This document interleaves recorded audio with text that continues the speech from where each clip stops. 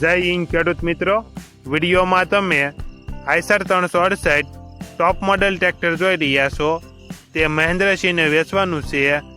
Showroom service બાકી, company colour, power steering, side gear, oil break, reverse PTO, showroom condition tractor, showroom service બાકી.